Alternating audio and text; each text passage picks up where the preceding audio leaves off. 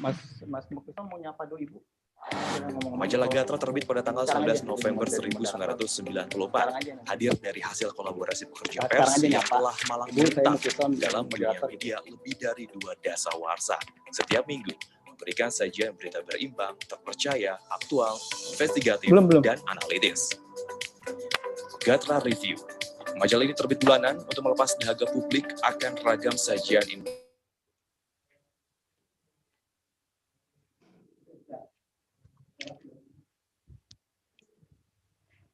lahir dari kebutuhan akan informasi spesial untuk wilayah Jawa Tengah yang mengalami akselerasi pertumbuhan pesat dengan diiringi transformasi birokrasi dan partisipasi publik yang tinggi. Untuk wadah informasi dan aspirasi pemangku kepentingan di daerah, tidak lama lagi akan hadir Gatra daerah untuk wilayah-wilayah yang lainnya. Di tengah derasnya arus informasi dari beragam lini, masyarakat menginginkan isi berita yang terpercaya, akurat, independen, dan inspiratif. Untuk memenuhi harapan itu, Gatra Media Group menghadirkan informasi berita lebih lengkap melalui Gatracom, bagian dari rintisan penyebaran informasi berbasis internet sejak tahun 1996, kini menemani Anda dengan informasi aktual harian yang dinamis dan akurat dalam medium apps dan web. GatraReview.com menyuguhkan informasi yang terupdate harian melalui apps dan web dengan konten analitis, mendalam, dan dapat dijadikan acuan kebijakan yang terpercaya. Gatra Magazine setiap hari memberikan informasi berita yang mendalam yang disajikan dengan racikan hasil olahan data primer dan sekunder yang informatif melalui apps dan web. Gatrapedia. Gatrapedia adalah e-commerce yang merupakan digital store dengan beragam produk informatif dan memberikan layanan untuk penerbitan buku, majalah internal, multimedia, dokumenter, dan video profile. Gatra TV. Gatra TV dan radio hadir melalui platform digital, baik apps dan web, untuk menyuguhkan alternatif penyebaran informasi secara audiovisual yang dinamis, edukatif, dan inspiratif. Silakan apa dulu Mas Mukison? Selamat siang, Ibu Kofifah, Ibu Gubernur. Gatra terbit pada tanggal 19 November 1994, hadir dari hasil kolaborasi pekerja pers yang telah malang melintang dalam dunia media lebih dari 2 dasawarsa. Setiap minggu, memberikan sajian berita berimbang, terpercaya, aktual, investigatif, dan analitis. Gatra Review. Majalah ini terbit bulanan.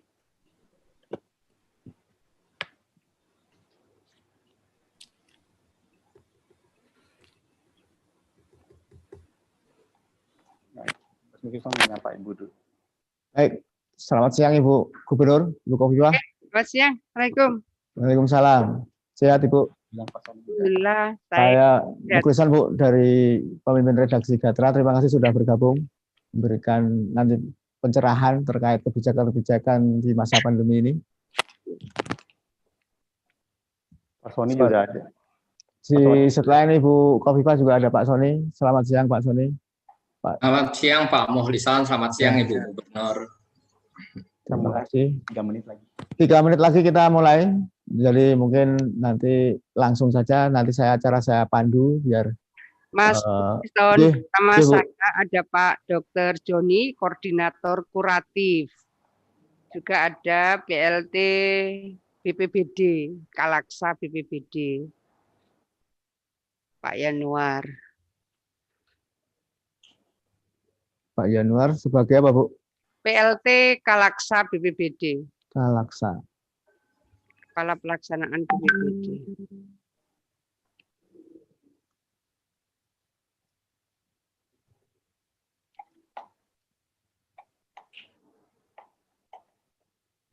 Ini Bu, Pak Joni koordinator kuratif ya? Oke. Sama Pak Yan. Sutomo beliau. Oke. Kok Pak Muhlisan pakai kopiah ya? Iya Bu, lagi musim ini Bu. Pilkada. Tak pikir lagi Rabiul Awal. Ya Bu, kita 1 menit lagi kita mulai. Nggih, monggo.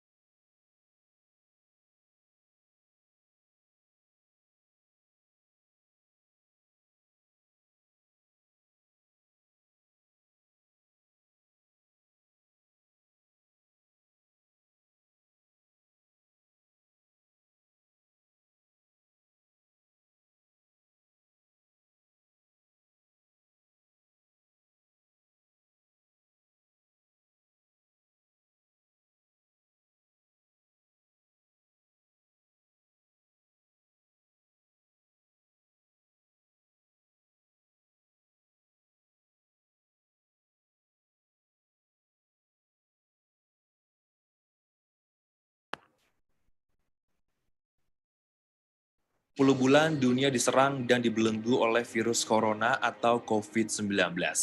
Hingga kini, lebih dari 37 juta penduduk dunia terjangkit dan mengakibatkan lebih dari 1 juta orang meninggal dunia.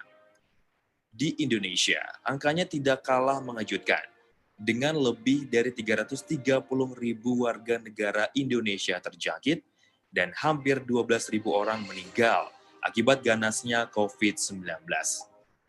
Keadaan ini tercatat sebagai pandemi global yang berdampak paling besar dalam era modern.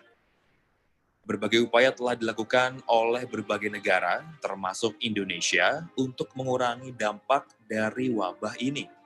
Mulai dari menjalankan gerakan mencuci tangan, memakai masker, dan menjaga jarak, hingga pembatasan kegiatan ekonomi dan sosial. Ada negara-negara yang berhasil menekan angka penularan COVID-19, namun lebih banyak lagi yang tidak berhasil. Hingga angka penularan dan kematian masih memprihatinkan. Dampak dari serangan COVID-19 ini bukan saja mengenai sisi kesehatan manusia, tapi juga mengganggu kegiatan ekonomi dan sosial masyarakat suatu negara, hingga dapat menjerat masyarakat kepada krisis dimensial yang lebih luas. Tidak ada jalan lain selain melawan serangan COVID-19 ini dengan menjalankan pola hidup baru dengan protokol kesehatan yang sudah dianjurkan oleh pemerintah melalui Satuan Tugas COVID-19 Republik Indonesia.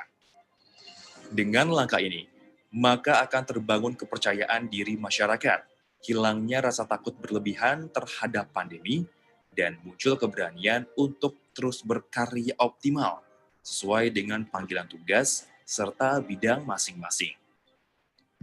Hanya dengan kesadaran menjalankan pola hidup baru ini dengan seksama dan saling menjaga diri, Indonesia dapat keluar dari pandemi ini dengan selamat.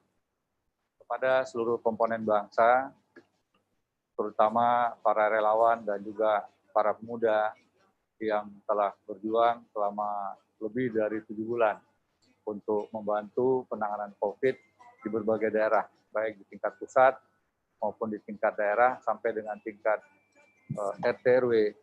Saya selaku Ketua Gugus Tugas dalam rangka memperingati Hari Sumpah Pemuda 28 Oktober 2020 mengaturkan rasa bangga dan ucapan terima kasih yang sebesar-besarnya kepada semua pihak. Sekali lagi yang telah bekerja keras tanpa pamrih, tanpa mengenal waktu untuk tugas-tugas kemanusiaan.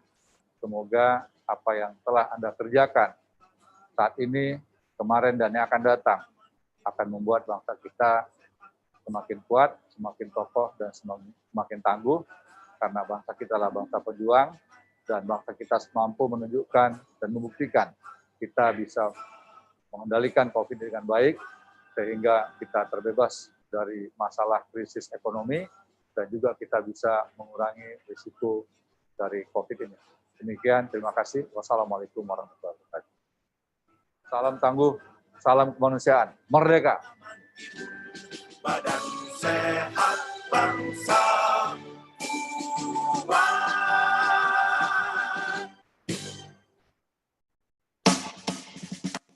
Ada 3 wajib melawan COVID-19. Ingat, iman, aman, dan imun. Berbagai doa, jangan lupakan ibadah. Wajib pakai masker, wajib jaga jarak. Hindari kerumunan, wajib cuci tangan. Yuk olahraga, istirahat yang cukup. Gembira, hatiku senang. Tidak panik, makan makanan yang bernutrisi dan minum vitamin. Iman, aman, dan imun. Iman, aman, dan imun.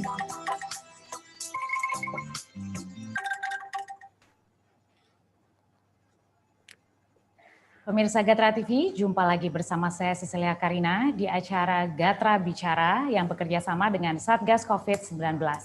Tema kita kali ini adalah Semangat Jawa Timur Menyehatkan Rakyat dan Ekonomi. Dengan pembicara Gubernur Jawa Timur, Ibu Hajah Khofifah Indar Parawansa, kemudian Ketua Bidang Perubahan Perilaku Satgas Penanganan COVID-19, Bapak Dr. Sony Hari B. Harmadi, dan kemudian sebagai moderator telah hadir pimpinan redaksi Majalah Gatra, Bapak Mukhlison Sriwidodo. Baik, sebelum acara kita mulai, izinkan saya membacakan tata tertibnya, yaitu peserta dimohon tidak mengaktifkan fitur mikrofon saat kegiatan webinar berlangsung. Moderator akan mengatur penuh jalannya webinar. Usai pemaparan narasumber, peserta dipersilahkan memberikan pertanyaan di chat box menu yang ada pada layar Zoom Anda. Pertanyaan tidak boleh mengandung unsur sara dan ujaran kebencian. Baik, langsung saja kita mulai. Silakan Bapak Mukhlison. Terima kasih Cecil, selamat sore. Sehat Cecil? Sehat Bapak. Bapak Mukhlison gimana? Sehat, alhamdulillah berkat protokol kesehatan yang saya selalu lakukan dengan 3M. Selalu menjaga jarak, memakai masker, juga selalu cuci tangan, itu sangat berpengaruh untuk menghindari tertular COVID-19. Ya, baik, langsung saja mungkin kita mulai acaranya. Di sini sudah hadir Ibu Gubernur, Ibu Hajah Khofifah Indar Parawansa. Tema kita pemirsa saat ini adalah terkait semangat Jawa Timur menyehatkan rakyat dan ekonomi. Nah, Ibu Khofifah sudah hadir, monggo silakan waktu dan tempat Ibu untuk memaparkan hal-hal yang bisa di-sharing kepada pemirsa. Baik, makasih. Assalamualaikum warahmatullahi wabarakatuh. Selamat sore, salam sejahtera untuk kita semua. Saya akan memulai dari slide pertama. Slide ini penuh makna karena kami harus melakukan strong partnership di antara Forkopimda, dan saya mohon maaf, Pak Pangdam hari ini baru sertijab. Jadi yang ada di dalam slide ini adalah Pangdam yang akan mengakhiri purna tugas. Jadi foto Pangdam yang baru belum kami cantumkan karena ini adalah proses yang sudah kami lakukan. Ini seringkali menjadi bagian dari format kebersamaan kami di antara Gubernur, Pangdam, dan Kapolda untuk melakukan sangat banyak hal untuk menyelesaikannya, mencari solusi, dan seterusnya. Bagian pertama adalah upaya menyehatkan masyarakat. Saya ingin menyampaikan ini adalah posisi terakhir kemarin, jadi 88,77% yang sudah sembuh dari total 53.513. Jadi saat ini yang tercatat sedang dirawat itu 4,06%. 2.170 pasien COVID-19 yang sedang dirawat. Kami melakukan sangat banyak ikhtiar, termasuk bagaimana sebenarnya ikhtiar kita menurunkan angka kematian di Jawa Timur ini yang masih tercatat 7,17%. Jadi posisi yang sekarang dirawat 4,06% dan posisi yang sudah sembuh 88,77%. Berikutnya kami ingin menyampaikan kalau kita mau persandingkan kesembuhan secara nasional 83,77, kesembuhan di Jawa Timur 88,77%. Jadi ada selisih 5% di atas rata-rata nasional. Yang dirawat di Jawa Timur 4,06%, secara nasional masih 12,85%. Artinya apa? Seluruh tenaga kesehatan berjuang sangat luar biasa. Relawan juga punya tugas yang luar biasa karena biasanya harus melakukan evakuasi atau format persuasi supaya mereka mau dirawat baik di rumah sakit darurat maupun di rumah sakit rujukan. Berikutnya ini adalah posisi berdasarkan laporan WHO. Sesungguhnya jika dibandingkan per 1 juta penduduk, kematian di Jatim bukanlah nomor 1 tetapi nomor 4 di Indonesia. Supaya kita lebih proporsional ketika melihat angka kematian di Jawa Timur, baik yang dengan COVID maupun yang karena COVID. Berikutnya saya ingin menyampaikan posisi ini yang dulu kita Jawa Timur sampai agak hitam misalnya, padahal bukan Jawa Timur, waktu itu hanya satu kota.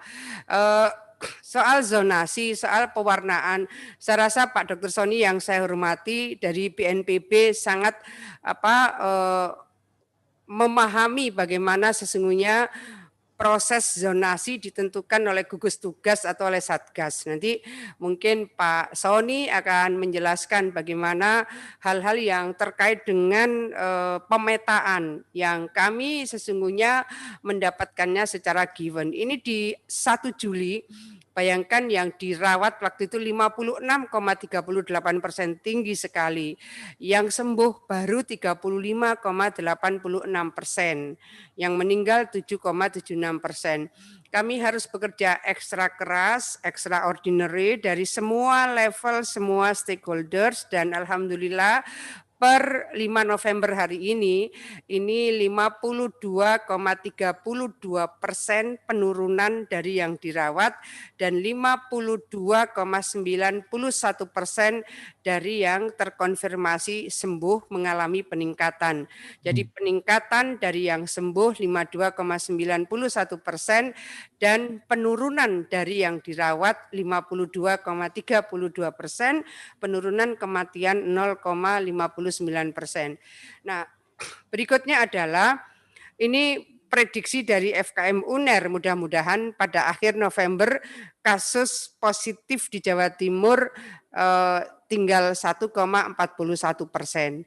Nah, ini adalah rate of transmission selalu dihitung oleh BNPB, oleh gugus tugas, sekarang oleh Satgas sudah berapa lama di bawah 1. Nah, saya ingin menyampaikan bahwa sesungguhnya sudah hampir 5 minggu ini selalu di bawah 1 kecuali 2 hari. Kira-kira seminggu yang lalu sempat 2 hari di atas 1 dan seterusnya. Kami ingin menyampaikan 5 minggu terakhir sudah di bawah 1. Artinya relatif proses pengendalian dari penyebaran COVID-19 di Jawa Timur insya Allah sudah termonitor dengan baik. Ini adalah posisi per 31 Oktober. Ini kalau kita mau melihat tren kasus aktif baik di Jawa Timur, Kalsel, Kalimantan Tengah, Kaltim, dan seterusnya. Sekedar untuk memberikan gambaran bagaimana sesungguhnya penyebaran dan proses tren kasus aktif dari COVID-19 di berbagai provinsi. Berikutnya ini yang saya juga ingin sampaikan dari bulan September, minggu ketiga masih ada yang merah, kemudian pada akhir September dan awal Oktober sudah tidak ada lagi yang merah, berarti kalau sekarang 5 November ini sudah 1 bulan, alhamdulillah di Jawa Timur tidak ada zona merah. Kemudian ini sebetulnya sampai dengan 25 Oktober itu yang kuning lebih banyak, ada 23 kabupaten kota, kemudian 15 itu orange, tapi kemudian ada perubahan indikator, nanti mungkin Pak Sony yang bisa menyampaikan. Saya ingin menyampaikan bahwa kalau kemudian dari yang kuning lebih dominan daripada yang orange, kemudian per 25 Oktober ternyata yang orange kemudian agak banyak, tetapi data yang kami bisa sampaikan adalah bahwa sesungguhnya kasus aktifnya turun 3,59%, yang sembuh naik 3,74%, kematian turun 0,15%. Jadi bagaimana sebetulnya memberikan penjelasan kepada seluruh pelaku ekonomi, terutama nanti Pak Sony, lembaga-lembaga pendidikan yang sudah mulai dibuka ketika zonasi seperti ini tidak dikonfirmasi kepada kami proses perubahan reasoningnya gitu. Jadi kami ketika ini berubah langsung kami rapat dengan BI, rapat dengan OJK, rapat dengan BPS karena ini akan sangat mempengaruhi. Jadi mungkin suatu saat saya minta tolong, karena ini akan berpengaruh pada semua daerah yang memang passionnya di sini. Kebetulan kami itu setiap sore memang kami kumpul untuk melihat update dari berbagai pergerakan COVID-19. Jadi ini makanan harian kami. Oleh karena itu saya ingin menyampaikan, kalaupun kemudian yang masuk di dalam zona orange ternyata bertambah, maka saya tetap ingin sampaikan bahwa yang aktif itu justru turun 3,59%, yang sembuh naik 3,74%, kemudian turun 0,15%. Jadi hal-hal seperti ini bagi kami harus kita jadikan satu kesatuan penjelasan supaya masing-masing bupati, wali kota, kapolres, kapolresta, kemudian dandim itu juga terkonfirmasi. Kenapa Bu daerah kami ke orange lagi? Jadi kami menyampaikan bahwa dari 15 indikator sekarang jadi 14, bahwa di daerah Bapak tetap yang aktif turun, di daerah Ibu yang sembuh naik dan seterusnya. Jadi kami memang harus memberikan penjelasan-penjelasan seperti ini di internal Provinsi Jawa Timur. Kami ingin menyampaikan bahwa Pak Presiden pernah menjelaskan supaya niru Jatim dan Sulsel ya waktu itu. Beberapa hal yang kami lakukan, kembali format seperti ini yang kami ingin sampaikan. Ini adalah salah satu hasil survei. Indopol melakukan survei bahwa pada dasarnya masyarakat Jawa Timur 86% itu mereka tahu format penyebaran COVID-19 itu seperti apa. Nah, dari yang mereka sudah terkonfirmasi cara penyebaran COVID-19, ternyata kalau mereka diminta untuk memilih, maka ternyata 46% mereka lebih memprioritaskan faktor ekonomi. 43% mereka memprioritaskan kesehatan. Nah, pada posisi inilah, kalau dalam bahasa Pak Presiden gas dan rem, bahasa sederhana saya di lapangan, pokoknya rakyatnya kudu sehat, ekonomi ini sehat. Sudah terjemahkan. Bagaimana rakyat ini sehat, ekonomi sehat. Mereka lebih memaknai itu sebagai bagian dari kepercayaan pemerintah kepada masyarakat bahwa mereka ini diberi kepercayaan untuk melakukan sesuatu yang mereka harus sehat, ekonominya harus sehat.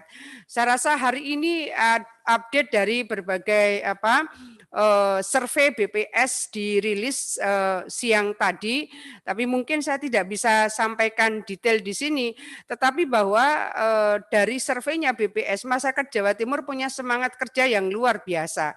Saya ingin sampaikan sederhana sekali, bagaimana rakyatnya sehat, ekonomi sehat, rakyat selamat, ekonomi selamat. Nah, sekarang pilkada, rakyat sehat, ekonominya sehat, pilkadanya berkualitas dan sehat. Nah, pada posisi seperti ini, maka masing-masing tingkatan masyarakat juga akan bisa menerjemahkan bagaimana format supaya semua berjalan berseiring sama-sama sehat.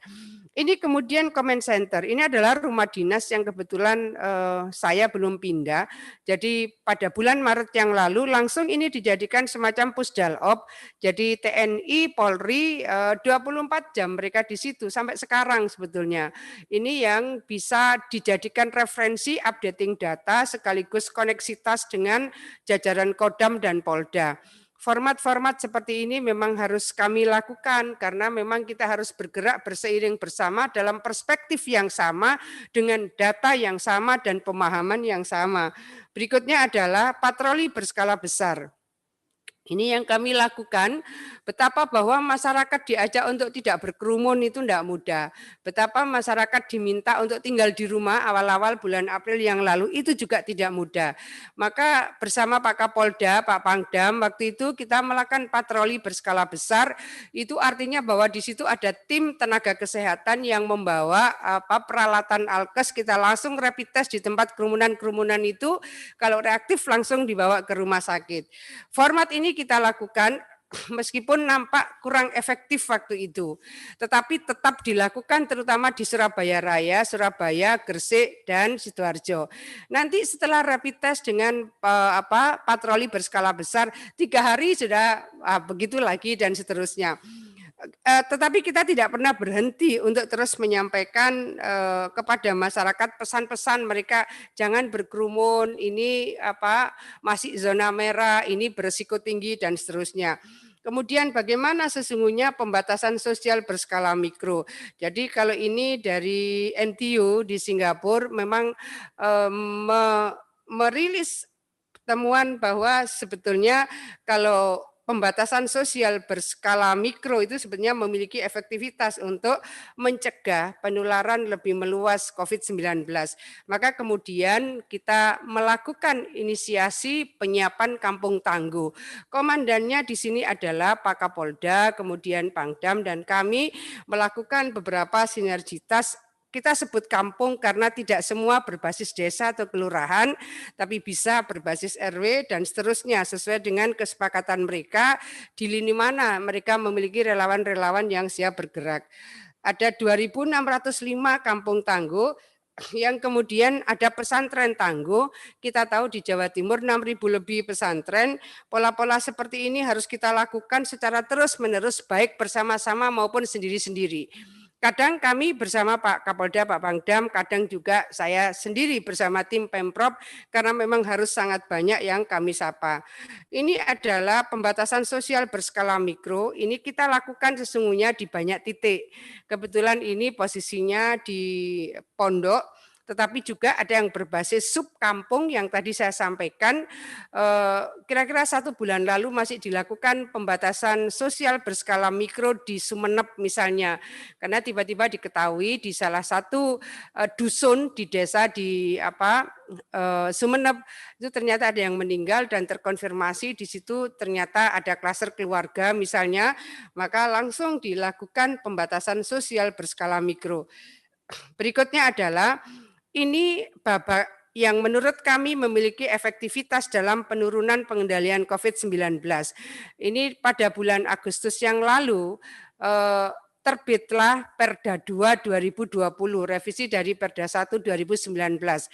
Perda inilah yang kemudian menjadi tools bagi kami untuk melakukan law enforcement melalui operasi justisia. Operasi justisi yang sudah dilakukan di 315.403 titik. Kita bisa membayangkan tegurannya saja sudah 3,2 juta. Nah, pada posisi seperti inilah kami melihat bahwa operasi justisi ini sangat signifikan di dalam membangun ketertiban dan kepatuhan masyarakat terhadap protokol kesehatan. Jadi sudah 3,2 juta teguran dari 315.403 titik. Nah, kami juga melakukan hal yang sama bagaimana meningkatkan kepatuhan masyarakat. Ini adalah format di mana masyarakat diajak untuk bergerak berkontribusi. Jadi yang diluncurkan oleh Pak Mendagri itu 26 juta masker ini non APBD.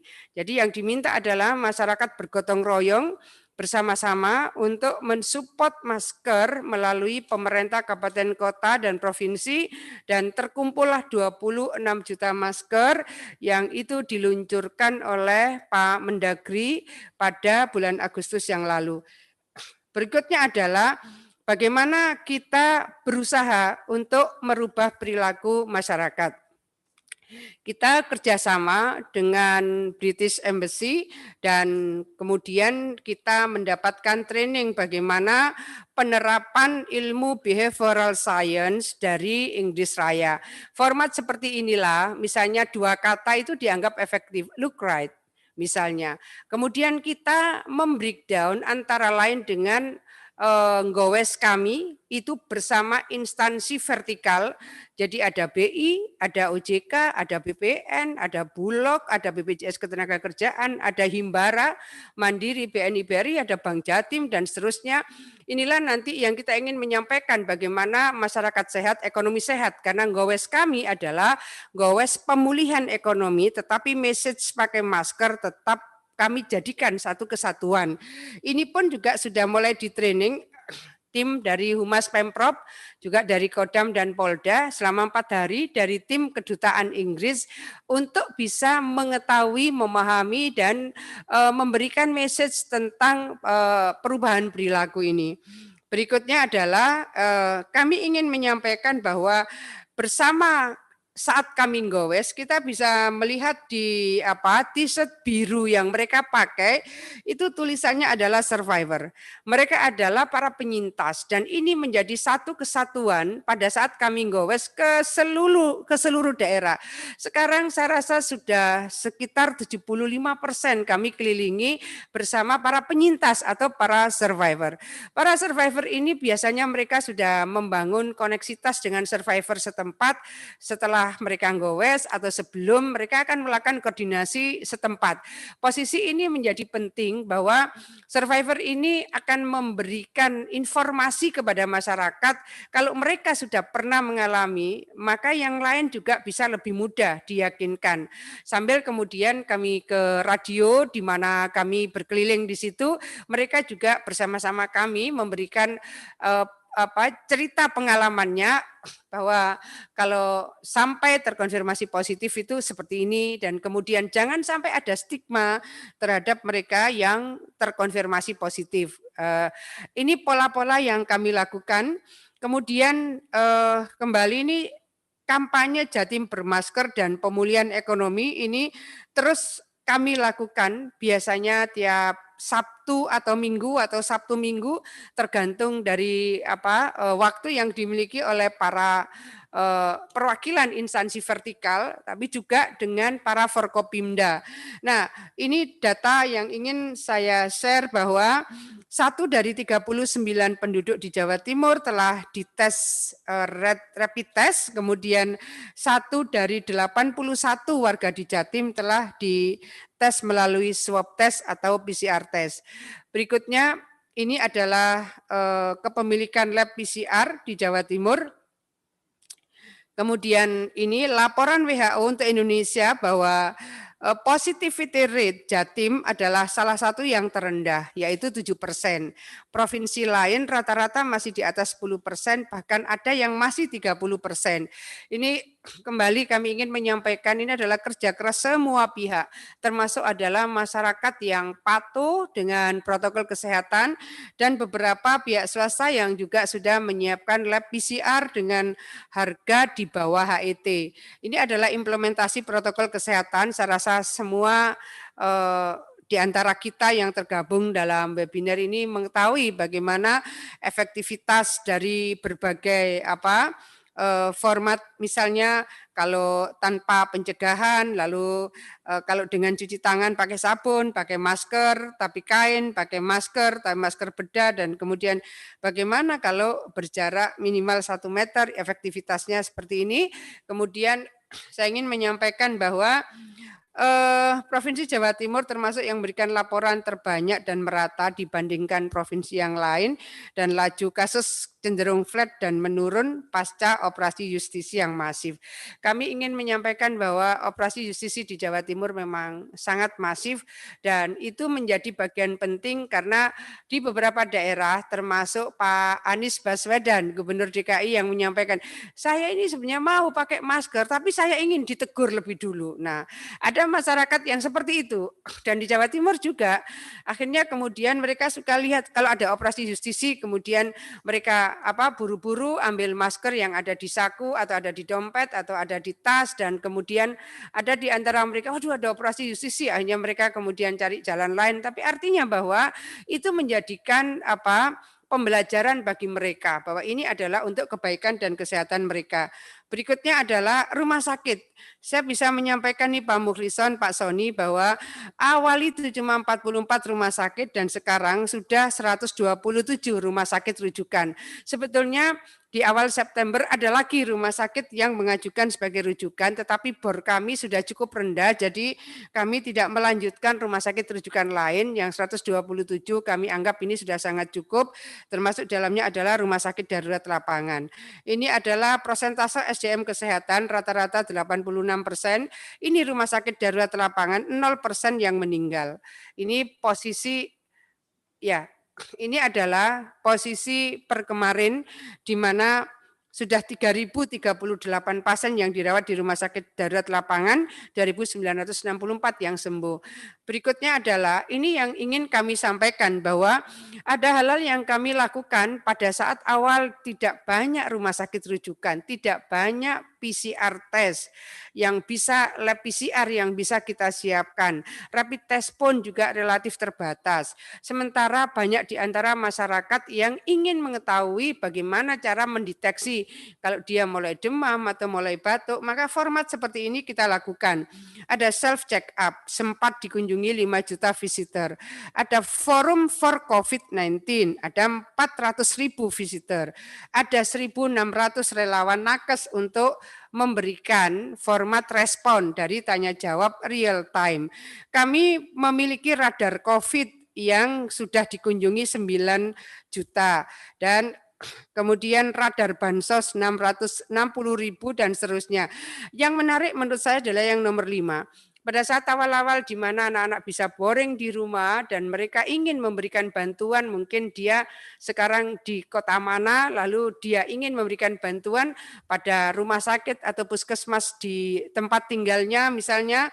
Nah, Gaming for Charity ini menurut saya proses pembelajaran yang luar biasa yang banyak dibantu oleh para diaspora dan mereka yang foreign student dari sangat banyak negara membantu Gaming for Charity. Ini ada 2.658 APD, biasanya adalah anak-anak. Kemudian ini Game for Charity ini menurut saya adalah satu kegotong royongan dari diaspora yang kemudian mengajak teman-temannya foreign student dari sangat banyak negara. Berikutnya ini adalah yang kita bisa lihat bahwa masyarakat Jawa Timur 68,2% puas atas kinerja Pemprov dan 75% puas atas penanganan pasien. Kami tetap akan terus berbenah. Bagian 2 pemulihan ekonomi. Pemulihan ekonomi ini posisinya, ini mungkin apakah nanti malam atau besok akan terupdate dari rilis terakhir BPS hari ini. Nah, ekonomi Jawa Timur mengalami kontraksi minus 5,90. Jadi kembali saya ingin menyampaikan bahwa hari ini baru saja dirilis oleh BPS, ini adalah data per triwulan kedua kemarin. Dari seluruh provinsi di Jawa Timur ini termasuk yang kontraksinya paling rendah, minus 5,90. PHK-nya juga paling rendah, 4%. Di Jawa ini ada yang 12%, 17%, bahkan ada yang 31% PHK-nya. Kontribusi Jawa Timur ini nomor 2 setelah DKI. Jadi PDRB Jawa Timur berkontribusi 14,6% pada PDB nasional. Kemudian ada 22 provinsi yang mengalami kenaikan kemiskinan termasuk Jawa Timur. Kami juga menyampaikan kepada Pak Mendes dan Pak Mensos agar dilakukan survei secara khusus atas penanganan kemiskinan yang kami juga lakukan atas kenaikan kemiskinan terutama di pedesaan yang kita memang harus melakukan dengan intervensi dengan presisi yang lebih signifikan. Ini adalah Gini rasio dan menurut Bank Dunia jikalau penduduk 40% terbawah, itu di atas 17% merupakan ketimpangan yang rendah. Kira-kira posisi Jawa Timur seperti itu. Strategi pemulihannya saya akan lari. Ini potret sektor ekonomi di saat pandemi COVID, ada yang potensial losers, ada yang potensial winners. Yang terus pada pertumbuhan yang positif adalah perikanan, peternakan, dan pertanian. Juga adalah perhiasan. Bahkan perhiasan kalau hasil sore ini, year on year pertumbuhan ekspor perhiasan itu 100% lebih. Dan seterusnya. Berikutnya adalah ini adalah roadmap kebijakan pemulihan ekonomi di Jawa Timur pada saat adaptasi pandemi COVID, jadi ekonomi maupun sektor sosialnya. Ini posisi roadmap-nya. Kemudian ini bagaimana kita menggerakkan kembali sektor agro, industri pariwisata, dan investasi. Tentu ini semua harus diikuti dengan berbagai ikhtiar bersama, koordinasi dengan PHRI juga kami lakukan secara intensif. Pada saat kami liburan kemarin, libur panjang, saya juga turun ke 2 titik di mana saya harus memonitor apakah yang pengunjung ini sudah patuh protokol kesehatan, kemudian bagaimana tanggung jawab penyelenggara tempat wisata, dan seterusnya. Dan alhamdulillah mungkin 98 atau 99% masyarakat sudah menggunakan masker, dan dari pihak pengelola wisata juga sudah menjaga dengan sangat baik sejauh yang kami kemarin turun di 2 titik dan itu inkognito. Ini yang juga harus kami jaga adalah 61,02% PDRB pada kuartal kedua kemarin merupakan konsumsi rumah tangga. Di Jawa Timur pertumbuhan ekonominya 4,8% dari konsumsi rumah tangga. Kalau nasional 4,3%. Betapa bahwa penguatan daya beli masyarakat terutama dengan BLT dan Bansos diharapkan akan bisa memperkuat, dan kemudian tentu diharapkan PDRB kita akan bisa meningkat lebih signifikan lagi.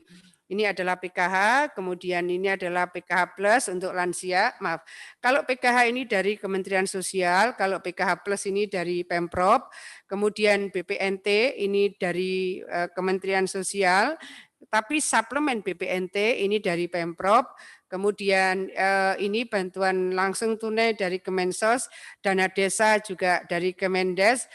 Nah, ini adalah bantuan dari Pemprov, pekerja seni dan penjaga situs budaya, karena ini juga sangat terdampak. Budayawan seniman kita mungkin 6 bulan terakhir kemarin mereka minim sekali aktivitas ekonominya. Kemudian ini bantuan subsidi upah dan gaji, ini lumbung pangan Jatim. Ini adalah inovasi dari Pemprov Jatim. Per 21 April kita sekarang sudah menjangkau 38 kabupaten kota, dan ketika mereka belanja 100.000 itu sudah free of charge. Maka kalau misalnya belanjanya tidak 100, kita mengkomunikasikan dengan BUMDes supaya mereka terkoordinasi dengan RT terdekat. Berikutnya adalah pemulihan ekonomi yang berbasis UMKM. Saya ingin menyampaikan bahwa 56% tulang punggung ekonomi Jawa Timur itu digerakkan oleh UMKM. Sekarang ada 9.780.000-an itu pelaku UMKM di Jawa Timur. Maka kami berterima kasih Banpres PUM itu sangat membantu pelaku UMKM. Sekarang ini yang sudah cair 1,1 juta, masing-masing mendapat hibah 2,4 juta. Jadi yang cair ini 1,1 juta. Kalau ini Jatim Puspa ini adalah untuk penerima PKH yang siap mandiri, mereka mendapatkan pemberdayaan usaha perempuan A 2,5 juta, ini sifatnya adalah hibah. Kemudian bantuan permodalan BUMDes ini juga dari Pemprov. Berikutnya anti poverty program ini juga dari Pemprov. Kemudian ini yang tadi saya sampaikan Banpres PUM. Jadi mereka mendapatkan 2,4 juta yang UMKM, terutama mereka adalah pelaku ultramikro dan mikro. Ini adalah penyerahan bantuan Pemprov Jawa Timur, stimulus untuk pemulihan ekonomi. Bagaimana cara menghitung? Kita meminta tim ekonom dari UNER, dari UB, dan kita meminta dari BI untuk menghitung kemampuan skala fiskal di masing-masing kabupaten kota dan melihat dari yang terdampak. Misalnya yang terdampak dari industri misalnya terbesar adalah Sidoarjo, kemudian Gresik, baru kemudian Surabaya. Itu kalau dilihat dari sektor industri yang terdampak dan seterusnya. Berikutnya ini adalah dukungan Pemprov dalam pemulihan UMKM dari sisi pemasaran, pengembangan usaha dan pembiayaan. Begini, kalau saya takut tidak ketemu slide-nya. Jadi begini, yang sekarang ini sedang kita maksimalkan dengan bantuan BI adalah melakukan pertemuan secara virtual dengan para diaspora. Sangat banyak diaspora secara bertahap oleh BI dibangun koneksitas, dan saya sendiri ikut berproses di dalamnya karena pelaku-pelaku UMKM ada yang didampingi dengan bupati, wali kotanya, kemudian mereka membangun, dibantu koneksitasnya oleh BI dengan diaspora atau dengan dubes kita di berbagai negara. Kira-kira seperti itu. Kemudian ini paket kredit tani, ini masih dari Pemprov, Daguler. Nah, saya ingin menyampaikan dari penyaluran KUR menurut provinsi Jawa Timur masih tertinggi proses penyalurannya. Kami memang turun tidak hanya secara virtual, tapi kami turun bahwa pesan Pak Presiden jangan sekedar send, tapi juga delivered. Kalau saya tidak sekedar delivered, pastikan bahwa itu dimanfaatkan dengan baik. Berikutnya adalah ini Bank Jatim dan Bank UMKM juga melakukan restrukturasi kredit. Saya rasa dari semua bank daerah yang mendapatkan dana PEN, pemulihan ekonomi nasional ini sudah 2 triliun tambah lagi 2 triliun dan hampir 100%. Jangan-jangan hari ini sudah 100% karena Jumat kemarin itu sudah hampir 100% oleh Bank Jatim. Artinya kita berharap bahwa guliran dari program pemulihan ekonomi ini akan bisa menggerakkan terutama pelaku UMKM di Jawa Timur yang memang menjadi tulang punggung ekonomi Jawa Timur karena 56% lebih PDRB Jawa Timur dari sektor UMKM. Ini yang kami lakukan, yang tadi saya sampaikan bahwa kita melakukan goes pemulihan ekonomi. Ini yang selalu kita lakukan. Apakah bantuan pemulihan ekonomi ini dari Pemprov atau dari Himbara dan seterusnya. Ini sudah sekitar 75% kabupaten kota kami kunjungi. Berikutnya ini BPN. Mas Mukhlisan, Pak Soni, di sangat banyak negara ketika sertifikasi bidang tanah itu bisa maksimal, itu mereka sesungguhnya bisa menjadikan ini bagian dari penguatan ekonomi produktif mereka. Maka pada saat turun selain dengan Himbara, kami dengan Bank Jatim, Bank UMKM juga menyampaikan jikalau memang mereka menginisiasi sesuatu yang lebih produktif, maka sesungguhnya sertifikat ini bisa dijadikan pintu masuk untuk meningkatkan produktivitas mereka dan mengakses lembaga perbankan yang sekarang ini sedang memberikan banyak pelonggaran dari interestnya. Ini yang juga selalu kami lakukan. Kami membagi sembako kepada masyarakat di setiap titik. Ini kami lakukan dengan berbagi masker.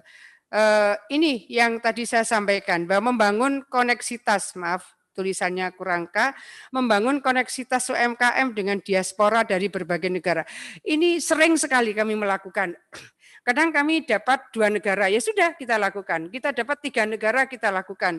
Kebetulan yang dalam foto ini kaitan dengan Jatim Fair Virtual. Jadi memang terbangun pada saat itu sangat banyak negara, baik Afrika, Eropa, Amerika, waktu itu California, kemudian di Asia, dari Tiongkok, dari Taiwan, Hong Kong, kemudian New Zealand, juga Australia, mereka banyak sekali yang bergabung. Ini berarti antara diaspora dengan pelaku UMKM yang langsung menandatangani bersama dengan Kadin. Demikian Mas Mukhlison, terima kasih atas kesempatan ini. Mohon maaf jika agak panjang yang kami sampaikan dan selanjutnya mungkin nanti Pak Soni terutama dengan zonasi Pak. Jadi kalau misalnya warna-warna itu kami tidak mendapatkan informasi lebih awal, jadi Bapak berubah warna itu langsung saya itu ngundang BI, ngundang OJK, ngundang BPS dan kami harus menjelaskan bahwa ini loh yang sembuh naik, ini loh yang aktif turun, ini loh yang meninggal turun. Jadi kegelisahan dalam tanda petik ya Pak ya, kalau mereka nanti dinilai tidak sukses, misalnya jajaran Polres, jajaran Dandim, Bupati, Wali Kota, bisa dibayangkan di bawah ini kami koordinasinya dengan penjelasan-penjelasan ya semampunya kami, karena masing-masing saya minta mengkonfirmasi indikator 1 ditinggalkan, di-delete, kemudian tinggal 14, kenapa ini yang kuning-kuning jadi merah, sementara yang sembuh naik, sementara yang aktif turun, sementara yang meninggal turun. Sesederhana itu yang sesungguhnya kami harapkan bisa kami konfirmasi kepada seluruh stakeholders di daerah. Kira-kira begitu, terima kasih. Assalamualaikum warahmatullahi wabarakatuh. Waalaikumsalam warahmatullahi wabarakatuh. Terima kasih, luar biasa sekali penjelasannya Bu Gubernur. Intinya tadi mungkin sangat menyeluruh penjelasannya dari sisi penanganan pandemi, kemudian ke soal ekonomi ini juga menarik sekali. Kalau pada penanganan pandeminya saya lihat juga berhasil sukses untuk menekan laju, karena Jawa Timur salah satu provinsi yang paling besar ya awalnya dulu, kalau tadi penjelasan juga Ibu Gubernur. Tapi mungkin dari sisi ekonomi juga tadi ada yang menarik bahwa memang penanganan misalnya tadi penanganan ekonominya juga menyeluruh juga. Misalnya tadi soal UMKM saya baru berpikir kayaknya cuma wacana nih, cuma memberikan dana, ternyata ada tidak lanjutnya, ternyata juga memanfaatkan diaspora. Nah ini kalau tadi mungkin Bu, ini juga sebenarnya banyak yang mau bertanya, tapi mungkin kalau pengen ada yang bertanya dari pemirsa bisa langsung memanfaatkan ke chat Zoom kita, tentu jangan sampai mengandung sara dan unsur kebijakan. Tapi sebelum ke sana, sebelum pemirsa mau bertanya, saya juga pengen bertanya soal penanganan ekonomi. Tapi dari sisi pemanfaatan diaspora ini berarti masih banyak potensi untuk digali ke masyarakat agar bisa memanfaatkan itu, Bu, kalau mungkin dari pengalaman Jawa Timur ya, Bu. Ya, jadi misalnya begini, waktu itu diawali dari Kota Kediri, tapi kembali ini kami harus terima kasih yang membantu koneksitas ini adalah BI. Waktu itu kemudian terkoneksilah diaspora dari Belanda dan diaspora dari Australia. Jadi produk-produk dari Kota Kediri sudah dibantu bagaimana memformat dalam 3 dimension secara virtual. Kemudian langsung terjadi transaksi di situ. Kemudian misalnya lagi dengan Madiun. Madiun ini kota. Nah, dengan kota Madiun itu ketemu dengan diaspora Mesir, ketemu dengan diaspora Qatar, kemudian ketemu dengan diaspora California. Jadi menyiapkan ekosistem awal memang kita butuh waktu. Tapi setelah itu berjalan itu lebih banyak lagi. Jadi misalnya pada saat kami ketemu dengan diaspora Hong Kong, itu ternyata agak banyak diasporanya. Jadi masing-masing, oh saya mau ambil apa, bumbu pecel, saya mau ambil apa, peyek, saya mau ambil apa. Jadi format-format seperti itu menurut saya memang harus kita bangun, ditembus dengan mekanisme yang memungkinkan koneksitas itu akhirnya terbangun. Lalu misalnya Blitar itu Gatot misalnya. Mungkin Mas Mukhlisan Gatot itu bisa 2 minggu 2 kontainer. Gatot. Kenal Gatot enggak sih jenengan? Kenal, Bu, saya juga orang kampung, Bu. Nah, itu misalnya. Jadi kebetulan kemudian kita sama Pak BI sama OJK, oh ini Bu yang dicari ketika kita ke arah Trenggalek, waktu itu juga mau program Gawes Pemulihan Ekonomi, mau ke Trenggalek, kita berhentilah di Tulungagung. Ini Bu yang dicari orang Belanda apa ini? Rupanya adalah lodo. Lodo ini bagaimana ini bumbunya dibikin lebih awet gitu, lebih awet dalam artian formatnya kan kita mesti mengkonsumsi cair gitu. Kalau bumbunya dipadatkan, kemudian ikannya juga diproses tertentu gitu. Saya tidak terlalu paham, tapi beliau sudah masuk di alam pikiran bisnisnya BI gitu. Jadi oh ini Bu nanti kita bikin begini karena ini yang dicari gitu. Jadi ada yang mereka mencari jenis makanan tertentu dan pendampingannya memang oleh BI secara serius dilakukan. Apalagi produk-produk kayak macam-macam crispy kali ya. Saya menemukan yang dari Malang, Bu. Sekarang itu yang dicari ini loh, Bu, yang dicari ini. Jadi misalnya bawang merah itu tidak diiris-iris. Jadi bawang merah itu digoreng utuh tapi nanti kriuk-kriuk gitu loh. Ini Bu sekarang yang dicari. Terus ada tempe tapi maunya tempe seperti ini. Harus detail pendampingannya. Ini sekarang Bu pasar saya ini di Amerika meningkat tajam saat pandemi Covid gitu. Jadi memang menemukanali produk itu menjadi penting. Itu yang dengan diaspora. Tapi kami juga melakukan misi dagang secara virtual. Jadi tadinya itu tiap bulan saya pikir saya akan keliling provinsi lain. Kita bukan hanya membawa trader, tapi kita juga membawa buyer dari Jawa Timur. Jadi waktu itu bulan Februari kita sempat ke Medan. Maret kita sempat ke Pekanbaru. Awal Maret, tanggal 4 Maret. Tapi setelah itu sudah tidak bisa lagi. Akhirnya kemudian kita melakukan secara virtual. Setelah itu kemudian, wah sudah secara virtual begini kurang meyakinkan. Hybrid misalnya. Jadi ada yang di ruangan, kemudian ada yang virtual. Itu kami lakukan berkali-kali loh Mas Mukhlisan.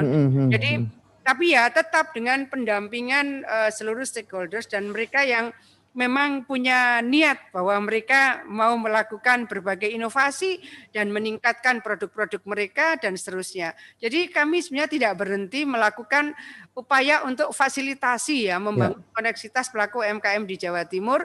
Apakah mereka ingin memasarkan atau justru mereka juga ingin mencari materi atau raw material tertentu dari produk mereka, tetapi itu dihasilkan oleh provinsi-provinsi yang lain. Ya, terima kasih Ibu Khofifah. Sangat menarik sekali penjelasannya. Intinya berapa hal yang dilakukan pemerintah daerah di Jawa Timur sangat efektif. Terkait juga soal tadi, mungkin Ibu cerita soal bagaimana mengubah perilaku dengan masif tadi ya, turun ke lapangan, kemudian sehingga masyarakat juga berbalik dari tidak mau pakai masker misalnya juga kemudian sadar. Ini juga sangat berpengaruh. Kemudian juga soal penanganan ekonomi dilakukan dengan sangat juga memanfaatkan potensi-potensi yang ada, juga mungkin dari sisi UMKM-nya dimanfaatkan dengan mencari peluang-peluang yang ada. Saya kira itu salah satu hal yang bisa dicontoh mungkin dari pemerintah daerah lain. Kemudian juga soal perilaku ini juga masih perlu dilakukan, karena semakin lama semakin orang juga abe dengan ini protokol kesehatan. Nah, mungkin dari sisi soal protokol kesehatan kita sudah ada Dr. Sony Hari B. Harmadi dari Kepala Bidang Perubahan Perilaku Satgas Penanganan COVID-19. Kita juga akan ngobrol-ngobrol sedikit soal perilaku ini, Pak Sony. Selamat sore, Pak Sony. Selamat sore, Pak. Terima kasih, Pak Sony, sudah bergabung dengan kami.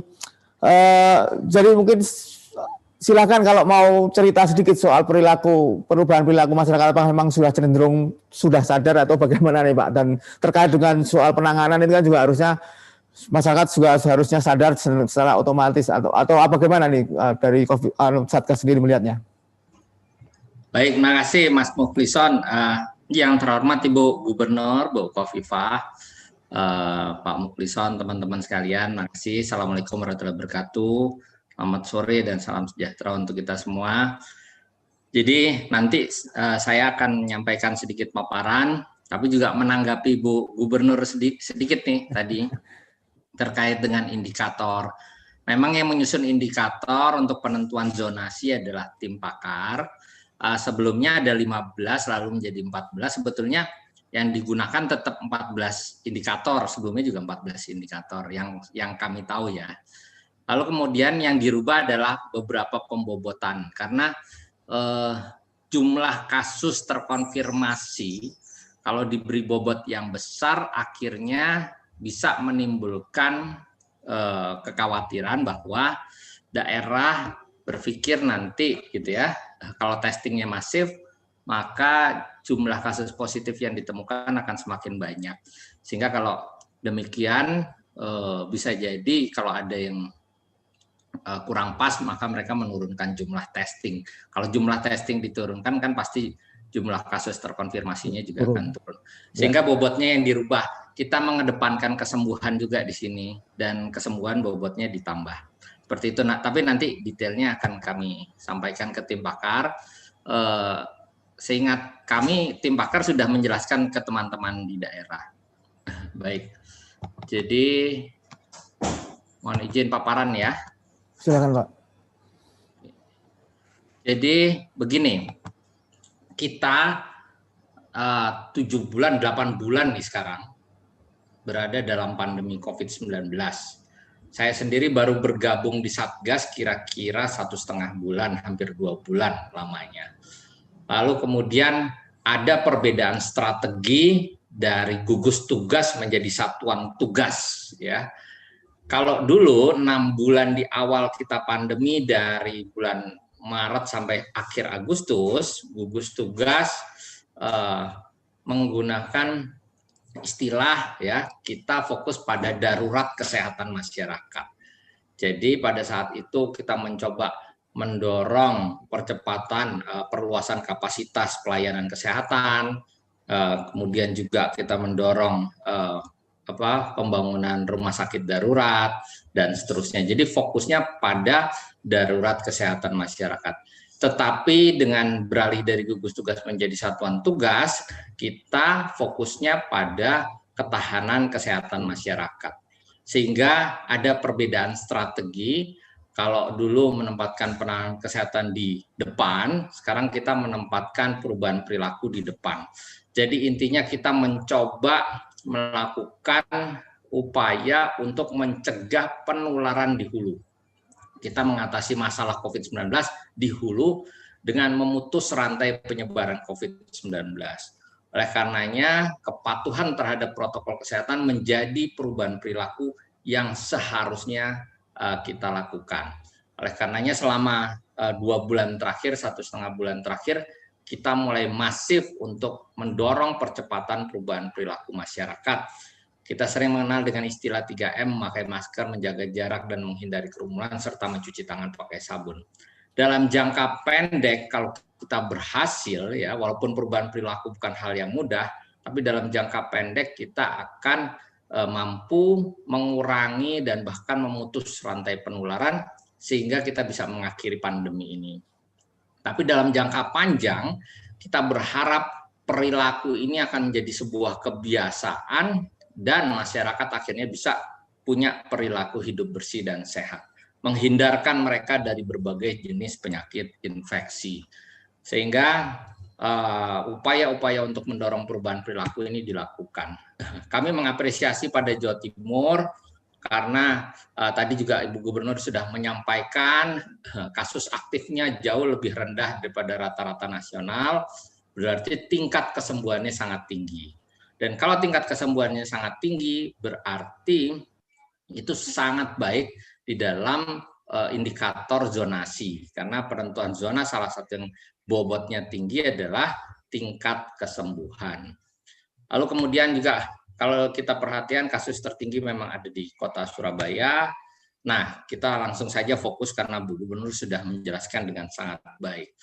Jadi tantangan kita adalah bagaimana mendorong kepatuhan masyarakat terhadap protokol kesehatan. Disiplin menjadi kata kunci.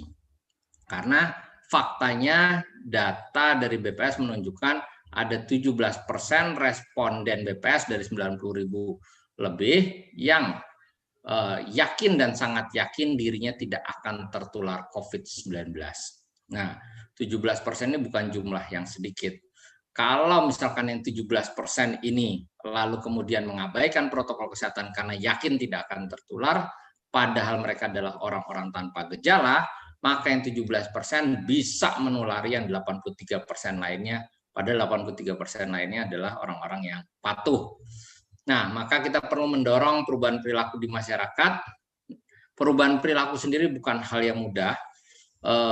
Kami sendiri di bidang perubahan perilaku didukung oleh para pakar. Jadi kami ada sekitar 22 orang pakar, ada yang psikolog, ada yang antropolog, ada yang sosiolog, ahli komunikasi, ahli bahasa, ahli kebijakan publik, ahli kesehatan masyarakat, dokter, dan seterusnya. Jadi bahasa juga menjadi sangat penting ya kami pahami. Misalkan kita ingin berkomunikasi pada masyarakat bahwa sekarang sedang ada pandemi. Tetapi kata pandemi sendiri kan sebetulnya tidak dikenal dalam istilah daerah. Sehingga mereka akan bertanya apa itu pandemi. Kalau kita jelaskan pandemi adalah penyebaran virus secara cepat, mereka akan bertanya apa itu virus. Ketika kita bicara bahwa virus adalah sebuah DNA yang diselimuti oleh lemak, mereka tanya lagi apa itu DNA, apa itu lemak, dan seterusnya. Dalam masyarakat kita ada istilah-istilah yang sudah lama mereka kenal. Misalkan di Jawa, orang mengenal istilah pagebluk sebagai pandemi. Ketika kita berkomunikasi dengan tepat, dengan cara dan bahasa yang tepat, ini Bu Gubernur juga saya perhatikan komunikasinya bagus sekali kepada masyarakat, dengan strategi komunikasi dan bahasa yang ringan, yang mudah, yang jelas, mereka akan mengambil keputusan yang tepat juga. Kalau mereka kita berikan informasi yang tidak dipahami dalam bahasa mereka, tentu ini akan menjadi masalah karena ada keterputusan komunikasi antara para pengambil kebijakan dengan masyarakat. Oleh karenanya, kami telah menyusun buku pedoman perubahan perilaku, dan sekarang buku pedoman perubahan perilaku tadi sudah diterjemahkan dalam 34 bahasa.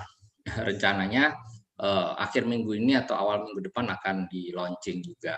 Jadi kami membuat dalam berbagai versi bahasa, dibantu oleh Badan Pembinaan dan Pengembangan Bahasa, Kemendikbud, lalu kemudian dibantu oleh balai-balai bahasa di daerah, sehingga bahan-bahan atau materi-materi kami itu bisa betul-betul mudah dipahami oleh masyarakat. Jadi pendekatan sosial menjadi sangat penting di dalam mengatasi pandemi ini. Nah, perubahan perilaku bisa terjadi karena adanya motivasi dari dalam, karena ada motivasi dari luar. Nah, dalam waktu yang singkat tentu tidak mudah kita untuk merubah perilaku, ya, karena secara konseptual saja atau pengalaman kita di masa lalu, kita merubah perilaku paradigma tentang keluarga berencana itu baru berhasil setelah dalam waktu sekitar 40 tahun. Nah, kami di Satgas sesuai arahan Bapak Presiden juga sesuai arahan Ketua Satgas Pak Doni harus segera mungkin sebelum Pilkada 9 Desember 2020 sudah tinggi tingkat kepatuhan masyarakat terhadap protokol kesehatan. Kita merubah masyarakat membiasakan diri mereka pakai helm saja tidak mudah, padahal helm hanya melindungi dirinya, tidak melindungi diri orang lain. Kalau pakai masker kan melindungi dirinya dan melindungi orang lain. Itu tentu tidak mudah. Oleh karenanya strategi yang kita buat dengan berbagai cara dan melalui berbagai saluran. Dukungan dari pemerintah daerah seperti Jawa Timur itu sangat penting. Karena bagaimanapun juga yang berhubungan langsung yang dekat dengan masyarakat adalah pemerintah daerah.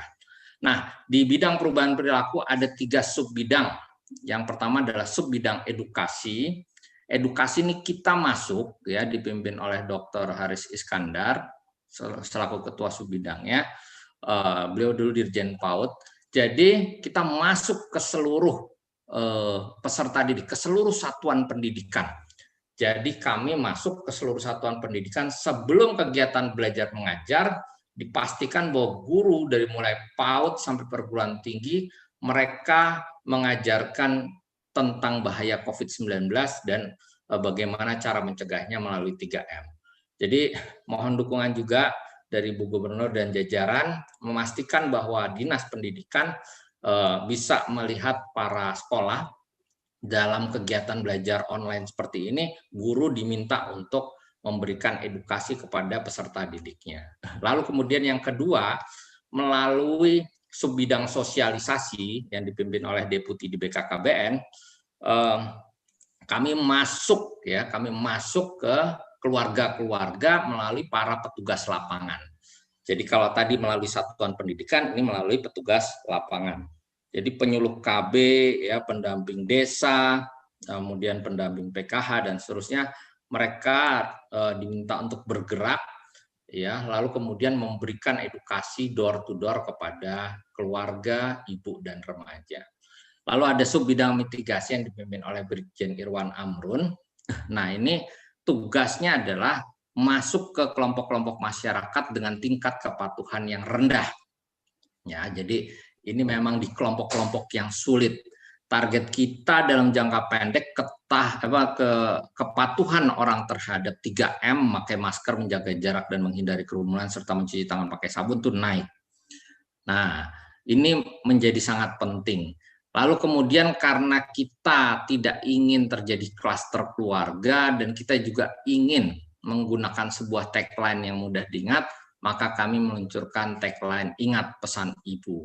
Ingat pesan ibu terhadap protokol kesehatan. Karena tentunya virus ini sangat berbahaya menulari orang-orang yang ada di dekatnya, bukan orang-orang yang jauh. Lalu kemudian ini perubahan perilaku yang diharapkan memang tidak mudah karena kalau ketemu kita biasa bersalaman, kalau ketemu berjumpa kita biasa mungkin berpelukan dan seterusnya. Kita terbiasa kelihatan wajahnya ketika bertemu dengan senyuman, tapi sekarang harus menggunakan masker dan seterusnya. Nah, kemudian banyak fakta dan data maupun penelitian yang menunjukkan bahwa penggunaan masker, menjaga jarak, dan mencuci tangan pakai sabun bisa menekan risiko penularan sampai 99%. Jadi ini menjadi sangat penting ketika masyarakat patuh, ya. 3T penting, testing, tracing, dan treatment kalau dia sakit dan isolation kalau dia tanpa gejala. Tetapi 3T juga harus diikuti oleh 3M. Nah, ini mungkin menjadi perhatian kita juga Ibu Gubernur beserta jajaran. Jangan sampai juga ini secara nasional kasus turun akibat jumlah testing turun. Jumlah testing turun akibat orang tidak mau dites. Nah, ini yang kita khawatirkan juga. Jadi perlu ada secara masif 3T dan 3M ini berjalan beriringan karena keduanya ini adalah strategi untuk memutus rantai penularan COVID secara efektif. Bapak Ibu sekalian, Ibu Gubernur yang kami hormati, ini ada di dalam buku pedoman kami sesederhana ini. Kalau ada orang yang membawa virus tidak menggunakan masker, ada yang orang sehat tidak menggunakan masker dan mereka berada pada jarak 1 meter, risiko penularannya 100%. Ya, kalau yang sakit tidak membawa masker, tidak memakai masker, ya mereka abai, atau ini OTG membawa virus tapi tidak memakai masker, sedangkan yang sehat memakai masker, risiko penularannya akan mencapai 70%. Jadi ini sangat berisiko yang sehat tertular dari yang sakit, kalau yang sakit ini abai terhadap protokol kesehatan.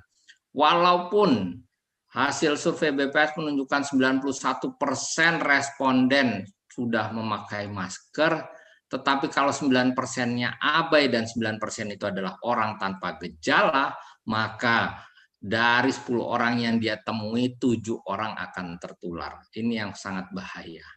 Lalu kemudian juga kita bisa lihat ketika dua-duanya memakai masker, ya walaupun tidak bisa menjaga jarak, risiko penularannya turun sampai tinggal 1,5%. Jadi ketika dia memakai masker dan bisa menjaga jarak ke sekitar 2 meter, maka risiko penularannya turun, ya tersisa hanya sekitar 0,1%. Nah, Bapak Ibu sekalian, ini menunjukkan berbagai studi menunjukkan bahwa kebijakan menggunakan masker sangat efektif. Kami sering memperhatikan Ibu Gubernur pakai masker di mana-mana. Sudah tepat sekali, Bu Gubernur, karena di berbagai negara yang menerapkan disiplin masker secara ketat, mereka bisa menurunkan kasus harian hingga 1/3-1/4-nya. Jadi masker sangat efektif menurunkan risiko penularan. Nah, ini strategi yang kami susun di bidang perubahan perilaku. Ada 5 bidang di Satgas. Yang pertama adalah bidang data dan IT, yang juga mengurusi tentang zonasi risiko itu, mencatat kasus dan seterusnya, menganalisis data. Yang kedua adalah bidang komunikasi publik yang kepada media. Lalu kemudian yang ketiga adalah bidang perubahan perilaku kami. Keempat adalah bidang penanganan kesehatan yang mengurusi penanganan kesehatan, dan yang kelima adalah bidang relawan. Nah, kami di bidang perubahan perilaku menggunakan 4 strategi utama. Ya, jadi ini kebetulan karena saya orang Jawa Timur juga, ini berharap 4-4-nya ini juga digunakan di Jawa Timur, dan kami lihat juga sudah digunakan. Yang paling sederhana adalah discernment atau nasihat, memberikan informasi. Tetapi informasi dan pengetahuan perlu memperhatikan cara menyampaikannya, bahasa yang digunakannya. Tapi pengetahuan saja tidak cukup, maka dia harus diulang-ulang, berulang-ulang. Repetition is the mother of learning. Ya, di dalam psikologi, ilmu psikologi maupun juga ilmu pendidikan, pengulangan adalah induk dari semua pembelajaran. Jadi harus diulang-ulang tanpa bosan. Ya, diulang-ulang-ulang, makanya dulu ada lagu Keluarga Berencana, ada lagu Pemilihan Umum, dan seterusnya. Itu membuat kita ingat selalu tentang apa yang harusnya kita lakukan. Lalu kemudian juga nudge ini atau nudging adalah mendorong perilaku yang diharapkan menjadi pilihan yang mudah dilakukan. Kalau kita minta orang jangan membuang sampah sembarangan, ya sediakan dong tempat sampah. Kalau kita minta orang untuk rajin mencuci tangan, ya sediakan dong tempat cuci tangan. Kalau kita minta semua orang memakai masker, ya permudah dong akses orang untuk membeli masker. Jadi kita dorong masker bisa dibeli di mana-mana. Seperti dulu kebijakan helmisasi itu, ya supaya mudah bisa dilakukan, maka pemerintah mendorong orang untuk menjual helm di pinggir jalan sebanyak mungkin. Sehingga memfasilitasi orang untuk mudah untuk melakukannya, itu adalah bentuk nudge atau dorongan, dan akibatnya bisa membuat orang itu mau untuk melaksanakan perubahan perilaku yang diharapkan. Lalu berikutnya adalah the carrot atau insentif. Bu Gubernur dan jajaran, kami juga sudah menyelesaikan buku pedoman perubahan perilaku. Kami ada Instagram @satgas perubahan perilaku. Di sana kami keluarkan berbagai panduan. Salah satunya adalah stikerisasi. Bagi ruang-ruang publik seperti restoran, mal, tempat ibadah, lalu kemudian kantor, gedung, dan seterusnya yang bisa memfasilitasi kepatuhan terhadap protokol kesehatan yang bisa mendorong ya kepatuhan terhadap protokol kesehatan, mereka bisa diberi insentif stiker bundar gitu ya, patuh ada di dalam desain kami. Silahkan itu dilakukan oleh daerah, sehingga kalau orang mau ke restoran yang tanpa stiker, mereka juga berpikir apakah restoran tersebut berarti kan tidak memenuhi protokol kesehatan. Dan pembebanan kewajiban atau larangan, perilaku yang tidak diinginkan sebagai sesuatu yang melawan hukuman ya, melawan hukum. Lalu Bapak Ibu sekalian, ini berdasarkan jumlah aplikasi monitoring. Jadi Bu Gubernur, Pak Muklisson, teman-teman semua, kami punya namanya aplikasi monitoring perubahan perilaku, di mana saat ini kami sudah memantau sekitar 30 jutaan ya orang di lapangan. Nah, kemudian Bapak Ibu sekalian, kalau dilihat di sini jumlah orang dipantau ini, mohon maaf angkanya kurang 1 ya. Jumlah orang dipantau paling banyak di Kabupaten Malang untuk Jawa Timur. Oh, ini untuk Jawa Timur saja, mohon maaf. Untuk Jawa Timur saja betul 3.130.000 orang yang sudah kami pantau. Secara nasional yang 30 juta. Jadi Jawa Timur saja sekitar 3 juta orang sudah dipantau, dan paling banyak pemantauan ternyata dilakukan di Kabupaten Malang. Sedangkan pemantauan paling kecil ada di Kota Pasuruan. Dari hasil pemantauan kami untuk Jawa Timur, ternyata ada 5 kabupaten kota yang kepatuhan menjaga jarak dan menghindari kerumunannya paling rendah, yaitu Kabupaten Lumajang, Kota Probolinggo, Kabupaten Bangkalan, Sumeneb, dan Sampang. Jadi data kami ini real time. Kami ada sekitar 320.000 petugas di lapangan yang melakukan pemantauan, lalu kemudian melaporkan kepada kami di Satgas Nasional. Dari hasil yang paling banyak petugasnya memang ada di Jawa Timur. Jadi inilah 5 kabupaten kota dengan kepatuhan menjaga jarak dan menghindari kerumunan yang paling rendah di Jawa Timur. Lalu kemudian kepatuhan untuk memakai masker berdasarkan wilayah ini paling rendah nih.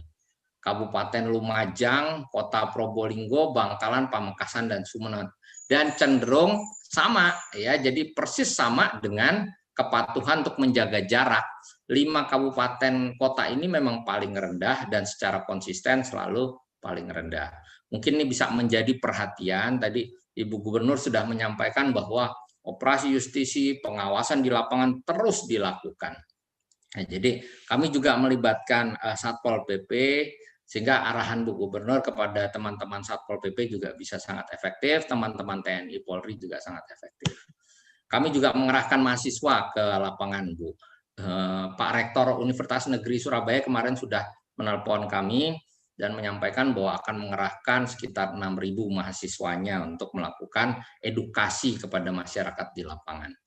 Lalu kemudian persentase ini yang paling ini menurut lokasi ya, paling rendah adalah di tempat olahraga publik, itu kepatuhan terhadap protokol kesehatannya rendah, juga di tempat ibadah dan restoran. Kalau rumah kan kita bisa membayangkan, tetapi kalau di ruang publik ini tempat olahraga publik, tempat ibadah, dan restoran yang paling rendah kepatuhannya di Jawa Timur. Lalu kemudian juga ini persentase kepatuhan memakai masker di lokasi kerumunan paling rendah juga ada di restoran. Tentu orang makan biasanya cenderung dibuka, tetapi setelahnya mereka lupa, makanya kepatuhannya cenderung rendah. Nah, jadi Bapak Ibu sekalian, ini persepsi terakhir paparan saya tentang risiko terhadap COVID-19 secara nasional. Dari 90.967 respondennya BPS ini dilakukan tanggal 7 sampai 14 September. Rencananya kami akan minta lagi Bu Gubernur, teman-teman di Jawa Timur, BPS untuk melaksanakan survei sekitar pertengahan November ini, sehingga mohon kalau bisa kita bisa membandingkan datanya lebih baik, sehingga ada upaya-upaya khusus untuk mendorong kepatuhan masyarakat terhadap protokol kesehatan. Nah, kemudian ada 17% yang tadi saya sampaikan bahwa mereka merasa tidak mungkin dan sangat tidak mungkin tertular COVID-19. Nah, kemudian kalau kita perhatikan lagi berdasarkan kelompok umur dan pendidikan, ini yang agak-agak berani nih ya, tidak mungkin dan sangat tidak mungkin itu ternyata di kelompok umur 31 sampai 45 tahun ya, terutama juga di kelompok menengah ini. Terus kemudian semakin tinggi pendidikan cenderung semakin rendah yang yakin tidak mungkin. Ya, jadi mohon maaf yang sangat tidak mungkin dan sangat tidak mungkin yang paling banyak di kelompok 17 sampai 30 tahun. Lalu kemudian yang pendidikan, semakin tinggi pendidikannya cenderung sedikit yang terlalu yakin bahwa tidak mungkin tertular. Jadi memang pendidikan yang rendah cenderung lebih abai terhadap protokol kesehatan. Mereka yang usia 17 sampai 30 tahun juga cenderung abai terhadap protokol kesehatan. Ini menjadi PR kita semua. Makanya kami menggandeng para milenial, kami menggandeng para mahasiswa untuk menjadi duta perubahan perilaku. Saat ini di lapangan jumlah duta perubahan perilaku yang didominasi oleh mahasiswa sudah mencapai sekitar 22.000 orang. Jadi mohon dukungan juga dari Pemprov Jawa Timur untuk hal ini. Lalu kemudian ini tadi ya, bagaimana dengan Jawa Timur? Nah, responden dengan persepsi sangat tidak mungkin dan tidak mungkin tertular COVID menurut provinsi ternyata ada 18,37% di Jawa Timur, sedikit lebih tinggi dari angka rata-rata nasional yang 17%. Jadi 18% responden di Jawa Timur menyatakan bahwa mereka sangat tidak mungkin dan tidak mungkin tertular COVID-19. Ini masih menjadi PR bagi kita semua, Bu Gubernur dan teman-teman di Jawa Timur. Saya pikir ini beberapa alasan untuk Jawa Timur kenapa tidak menerapkan protokol kesehatan. Ya, salah satunya yang tinggi adalah ya itu karena keteladanan dari pimpinan ya, keteladanan dari pimpinan itu penting. Lalu kemudian keterjangkauan harga juga menjadi sangat penting. Bapak Ibu sekalian, demikian paparan dari saya.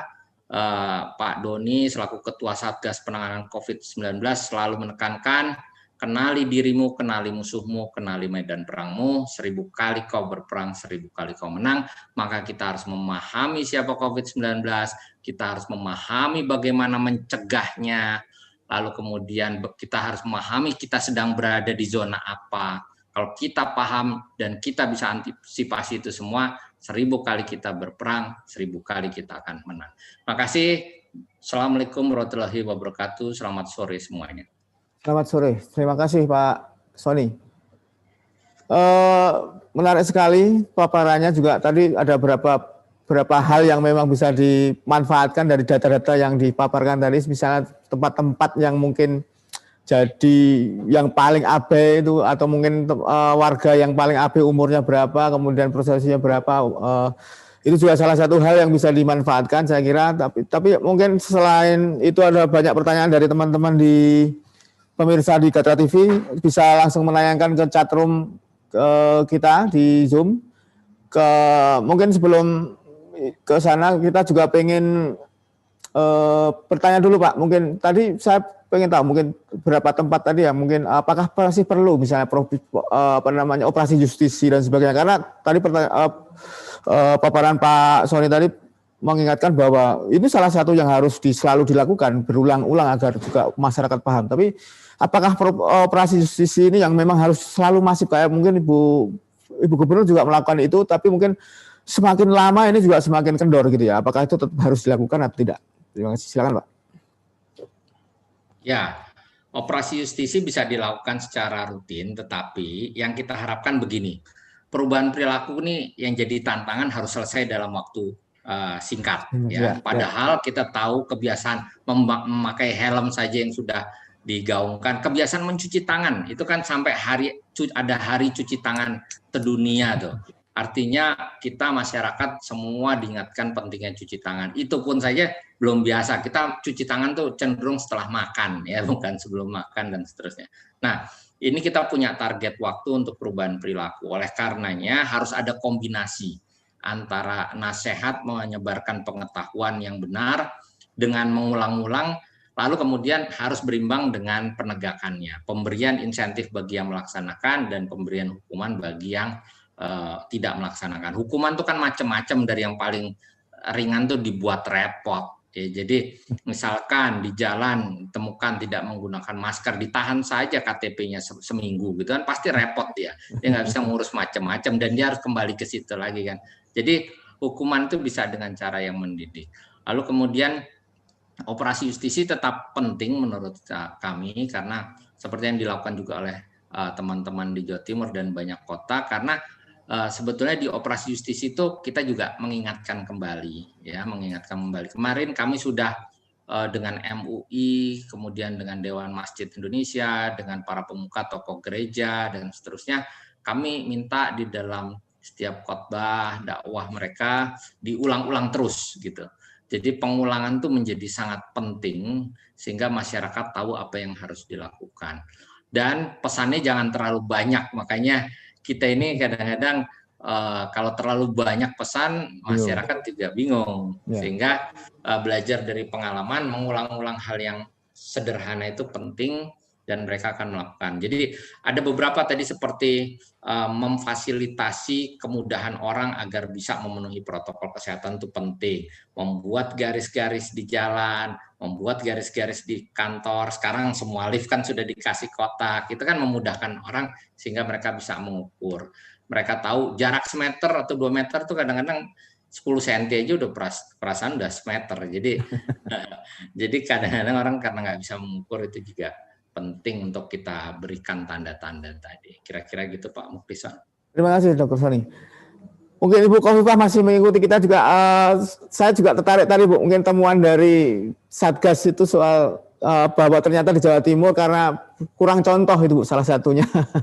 mungkin beberapa daerah yang perlu dijewer itu Bu, pemimpin daerahnya untuk memberikan contoh kepada warganya agar juga selalu menerapkan protokol kesehatan. Jadi gimana Bu? Mungkin ada evaluasi sendiri mungkin dari Ibu dari soal kepatuhan yang ternyata memang contohnya belum ada itu di Jawa Timur. Gimana Bu? Kalau yang disebut contoh adalah gubernur, bukannya saya sudah. Benar. Saya rasa hasil surveinya seperti yang tadi saya sampaikan. Ada di antara mereka 86% itu mereka tahu cara penyebaran COVID. Dan mereka bilang lebih memprioritaskan ekonomi, 43% kesehatan. Jadi saya rasa kalau melihat hasil survei sebaiknya secara keseluruhan, tidak parsial gitu. Kenapa ada yang kemudian melepas masker, ternyata dia punyanya terbatas. Maka kita sering keliling, tidak henti-hentinya membagi. Bisa kita pastikan masker bedah ini maksimum 4 jam ganti loh. Nah, kalau pakai masker kain dengan berbagai plus minusnya, mereka sudah tahu itu harus minimal 2 lapis. Sekarang yang dijual juga sudah 3 lapis. Tapi kan juga dia harus siap di tasnya berapa banyak kalau dia rencana keluar rumah sekian jam. Lalu mencucinya. Jadi semuanya juga harus kita hitung. Jadi saya rasa beginilah, dari tingginya angka kesembuhan di Jawa Timur dan dari menurunnya mereka yang dirawat di rumah sakit, saya rasa ini sesuatu yang saya selalu memberikan penghargaan kepada masyarakat Jawa Timur. Jadi Pak Sony mungkin sebaiknya bandingkanlah dengan provinsi yang lain gitu supaya tidak melihat. Saya menyayangi masyarakat Jawa Timur yang sudah berikhtiar luar biasa. Bahwa tidak semuanya sudah patuh dengan baik, iya. Tapi kami tidak akan pernah berhenti menyampaikan pesan-pesan kebaikan kepada masyarakat. Ya. Baik, terima kasih Ibu Gubernur. Ya ini juga untuk pelajaran kita semua bahwa kita memang banyak faktor yang bisa dilihat dari sini. Mungkin ada beberapa hal yang memang ada yang masih berkurang atau tidak. Tapi satu hal lagi, mungkin satu hal saya pengen tahu Bu, soal kesiapan vaksin ini. Ini satu hal untuk penutup, pertanyaan saya untuk penutup. Karena orang menunggu ini soal vaksin ini kan juga salah satu yang bisa mudah-mudahan bisa mengakhiri pandemi ini. Jawa Timur baru kan persiapan Bu, mungkin sekilas saja Bu. Nah, kita menunggu saja dari pusat. Kita akan mendapatkan kuota berapa, Kemudian prioritasnya pusat memberi arahan berapa. Kalau nakes yang menangani langsung pasien COVID atau seperti apa kita ikut saja. Ya. Baik, terima kasih. Pemirsa Gatra TV, itu tadi paparan dari Ibu Gubernur Khofifah, juga Bapak Dr. Sony terkait perubahan perilaku. Intinya kita kembali ke kita semua agar penanganan ini tepat selesai. Kita juga membantu pemerintah untuk mencegah terjadinya penularan lebih masif. Kita melakukan tindakan 3M tadi yang disarankan Satgas COVID, selalu menjaga jarak, memakai masker, mencuci tangan. Itu salah satu hal yang dampaknya akan sangat besar bagi kesehatan semuanya. Kita menjaga diri sendiri, kita juga menjaga orang lain. Demikian saya kira, karena waktu juga kita harus menghentikan pertemuan kita. Kita akan bertemu kembali dalam acara ini. Waktu dan tempat saya kembalikan kepada Sisil. Silakan. Baik, terima kasih. Pemirsa, itulah tadi sharing session kita yang bertemakan semangat Jawa Timur menyehatkan rakyat dan ekonomi. Kami mengucapkan terima kasih kepada Ibu Hajah Khofifah Indar Parawansa dan Bapak Dr. Sony Hari B. Harmadi, juga kepada Bapak Muklison Sriwidodo. Baik, saya Cecilia pamit undur diri, nantikan topik menarik lainnya di Gatra Bicara selanjutnya. Jangan lupa 3M, menjaga jarak, memakai masker, dan mencuci tangan. Baik, terima kasih Ibu Gubernur. Terima kasih.